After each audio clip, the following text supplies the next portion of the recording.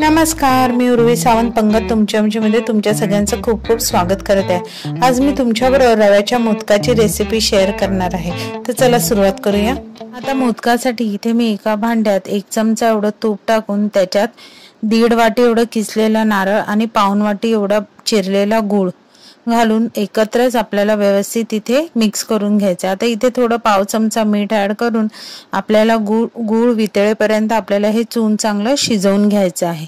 आता तुम्ही इथे बघू शकता चून आपलं शिजलेलं आहे। आता ह्याच्यात मी वेलची जायफळ पूड, काजूची पावडर आणि चारोळी घालून व्यवस्थित आपल्याला ते परतून घ्यायचं आहे। आता इथे आपलं हे चून तयार झालेलं आहे। आता रव्याची उकड काढण्यासाठी मी 1 ग्लास पाणी, पाव चमचा मीठ आणि 1 चमचा तूप घालून पाण्याला चांगली उकळी आणायला द्यायची आहे। आता इथे बघू शकता तुम्ही पाण्याला चांगली उकळी फुटलेली आहे। आता इथे मी 1 ग्लास भरून जाड रवा घेतलेला आहे, तुम्ही बारीक रवा सुद्धा वापरू शकता। आता इथे एका हाताने रवा घालत दुसऱ्या हाताने आपल्याला तो ढवळत राहायचा आहे। असे केल्यामुळे त्या रव्याच्या पाण्यामध्ये गुठळा होणार नाही। आता हे व्यवस्थित चांगले एकजीव करून आपल्याला झाकण लावून त्याला 2 ते 3 सेकंदासाठी तसंच वाफ मुरत ठेवायची आहे। हे बारीक गॅसवर ही सगळी प्रोसेस आपल्याला करायची आहे। आता 2 ते 3 मिनिटांनंतर बघू शकता मी ही उकड एका प्लेटमध्ये घेऊन गरम असतानाच आपल्याला ते वाटीने चांगलं मिक्स करायचं आहे। आता हाताला सोसेल एवढं इतपत थंड झालं की एका भांड्यात पाणी घेऊन पाण्याचा हात लावून आपल्याला हे रव्याची उकड अगदी व्यवस्थित मळून घ्यायची।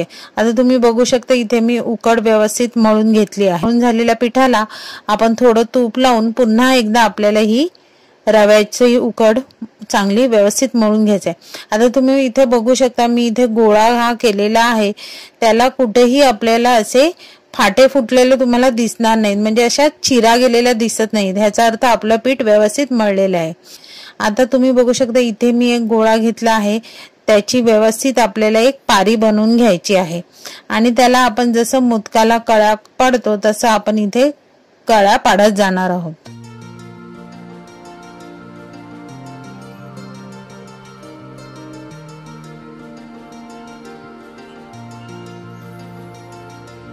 आता इथे 1 ते 1.25 चमचा एवढं मी इथे सारण भरलेलं आहे आणि व्यवस्थित मोदक आपल्याला सर्व बाजूनी बंद करून घ्यायचा आहे आणि त्याचं व्यवस्थित टोक आपल्याला घट्ट बंद करायचं आहे। तुम्ही बघू शकता अगदी तांदळाच्या पिठासारख्याच ह्या रव्याच्या मोदकालाही कळ्या पडलेल्या आहेत।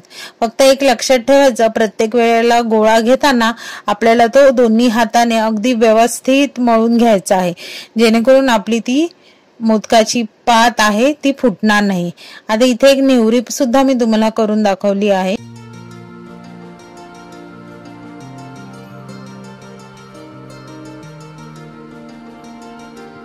आता अशा प्रकारे मी इथे सगळे रव्याचे मोदक करून घेते आहे। आता रव्याचे मोदक उकडण्यासाठी एका भांड्यात पाणी ठेवून मी हळदीची पानं घातली आहेत, त्याच्यावर हे मोदक आपल्याला स्टीम करायला ठेवायचे आहेत। फक्त इथे मोदक उकडताना लक्षात ठेवा की आपल्याला मोदक उकडण्याचा टाइम हा फक्त 8 मिनिटाचाच ठेवायचा आहे। 8 मिनिटाच्या वर जर तुम्ही मोदक उकडले तर ते मोदक फाटू शकतात। तर आता हे बघा, हे मोदक 8 मिनिटांनंतर उकडून मस्त अगदी सुंदर दिसत आहेत। वरती लावलेल्या केशरमुळे त्याचा रंगही किती सुरेख आलेला आहे आणि तुपाची धार सोडून आपल्या बाप्पासाठी हे मोदक तयार झालेले आहेत। तुम्हाला तर इथे मी एक मोदक बघा कापून दाखवते, अगदी तांदळाच्या पिठासारखाच मऊ, लुसलुशीत आणि एकदम भरलेला आहे। तर यंदाच्या गणेश चतुर्थीला तुम्ही माझी ही रव्याच्या मोदकाची रेसिपी नक्की करून बघा। रेसिपी आवडली तर रेसिपीला लाईक करा, शेअर करा, कमेंट करा। चॅनलवर नवीन असाल तर चॅनलला सबस्क्राईब करा आणि नवीन व्हिडिओच्या नोटिफिकेशनसाठी बेल आयकॉनला प्रेस करायला विसरू नका। तोपर्यंत मस्त मस्त राहा।